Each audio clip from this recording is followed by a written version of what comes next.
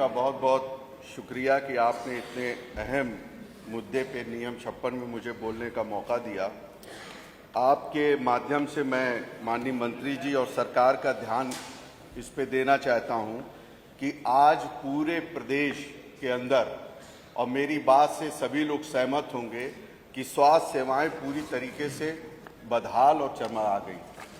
जो भी हमारे डिस्ट्रिक्ट के हॉस्पिटल्स हैं, चाहे हमारे गवर्नमेंट के मेडिकल कॉलेज हैं, चाहे हमारी सीएससी पीएससीज हैं, वहाँ जो मेडिकल अथॉरिटी का जो मानक है उस मानक के अनुरूप ना वहाँ पे डॉक्टर हैं, ना वहाँ पे फैसिलिटीज़ है, ना इक्विपमेंट है और ना ही नर्सिंग स्टाफ है।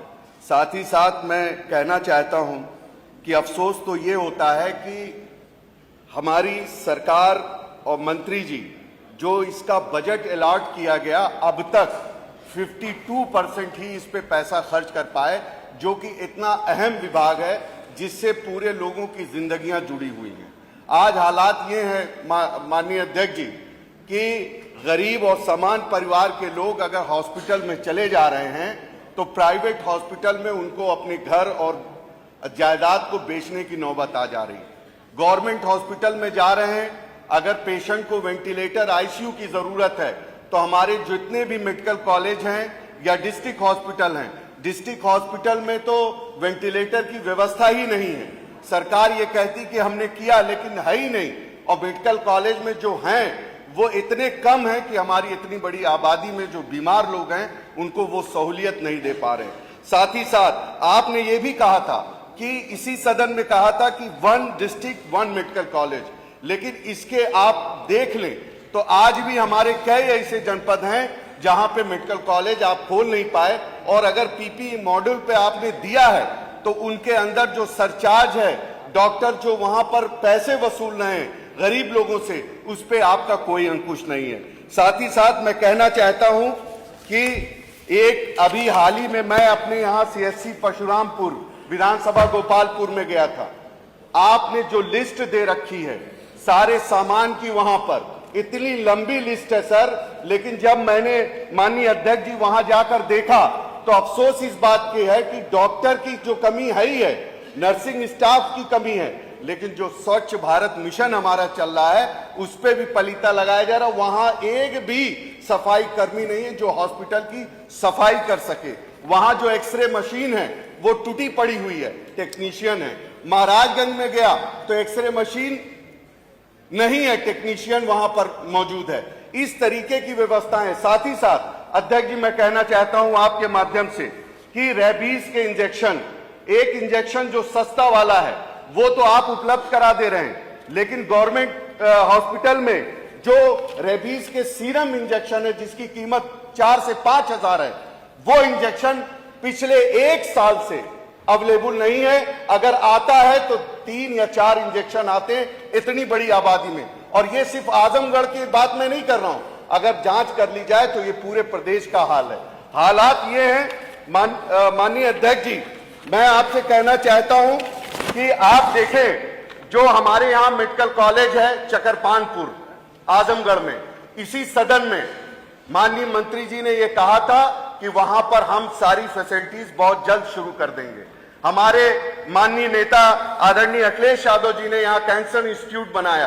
कैंसर इंस्टीट्यूट आप चला नहीं पा रहे हैं। 1 साल के अंदर 27 डॉक्टरों ने रिजाइन देके वो इंस्टीट्यूट छोड़कर चले गए।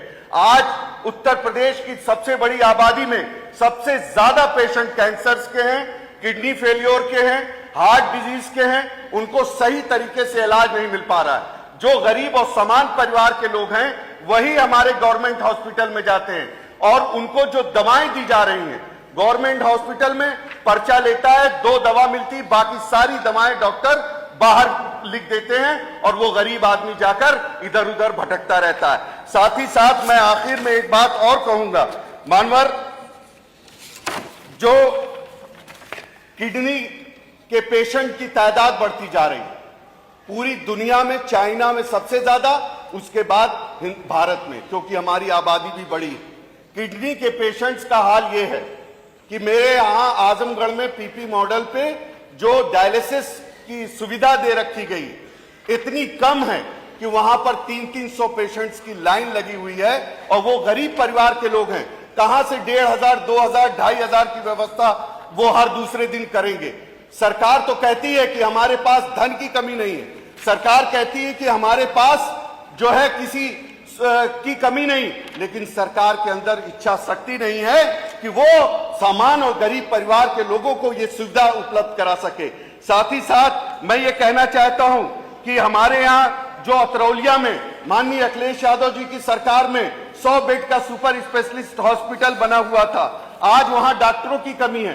कोविड में माननीय अध्यक्ष जी वो हॉस्पिटल ने सिर्फ आजमगढ़ को सर्व नहीं किया, बल्कि अंबेडकर नगर आसपास के जनपदों से लोगों ने आके वहां इलाज किया।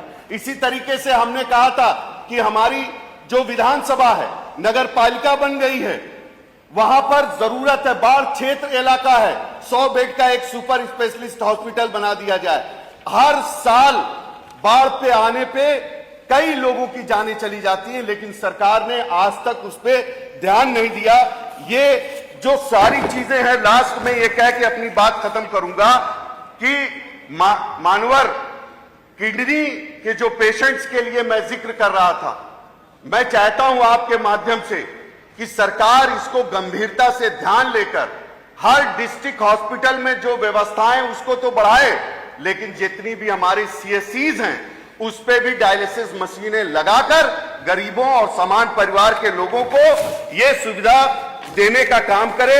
मैं आपका बहुत बहुत शुक्रिया अदा करता हूं और मैं चाहता हूं कि ये इस पे जो है कार्रवाई को स्थगित करके इस अहम मुद्दे पे चर्चा करा ली जाए।